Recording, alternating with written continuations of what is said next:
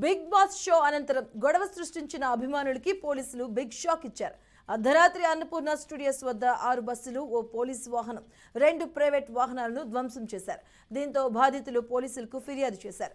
RTC బస్సులపై దాడి ఘటనపై MD సజ్జన స్పందించారు. అభిమానం పేరుతో చేసే పిచ్చి చేష్టలు సమాజానికి మంచిది కాదన్నారు. ఇలాంటి ఘటనలు ఆర్టీసీ యాజమాన్యం ఉపేక్షించేది లేదన్నారు.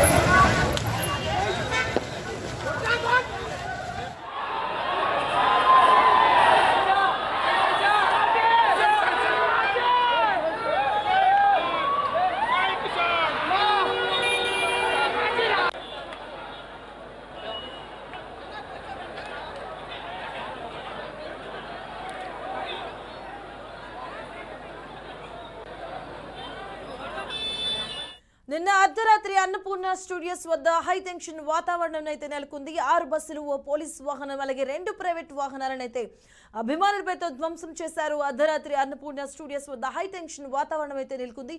బిగ్ బాస్ షో అనంతరం గొడవ సృష్టించినటువంటి అభిమానులకు పోలీసులు బిగ్ షాక్ నిచ్చారు. రైట్, ఇదే అంశానికి సంబంధించిన పూర్తి వివరాలు మా కరెస్పాండెంట్ క్రాంతి అందిస్తారు. క్రాంతి. రైట్ మధు, నిన్న ఏదైతే బిగ్ బాస్ సీజన్ 7 విన్నర్ ప్రకటించిన తర్వాత దాదాపు అర్ధరాత్రి వరకు కొద్దిగా హై టెన్షన్ అనేసి చెప్పుకోవచ్చు. ఎందుకనంటే ఇక్కడ విన్నర్ పల్లవి ప్రశాంత్ మరి మరో రన్నర్ ఎవరైతే 2వ స్థానంలో ఉన్న అమర్, యాక్టర్ అమర్ కి అభిమానులు మరియు ప్రశాంత్ అభిమానులు ఇద్దరి మధ్యలో ఘర్షణ వాగ్వాదంతో పాటు రాళ్ల వర్షం కూడా కురిసింది. ఇద్దరి మధ్య అభిమానులు పల్లవి ప్రశాంత్ విన్నర్ అంటూ మరియు అమర్ విన్నర్ అంటూ ఇద్దరి మధ్యలో ఘర్షణలు. ఈ సంఘటనలో 6 బస్సులను, ఆర్టీసీ బస్సులను అద్దాలను ధ్వంసం చేయడంతో పాటు 2 ప్రైవేట్ కార్లను కూడా ధ్వంసం చేశారు. దాంట్లో వెహికల్ అమర్ది కావడం, అమర్ కారులో అమర్ వైఫ్ ఉండడం, మళ్ళీ దాంతో పాటు అమర్ డ్రైవర్ మరియు అమర్ తల్లి కూడా దాంట్లోనే ఉంది.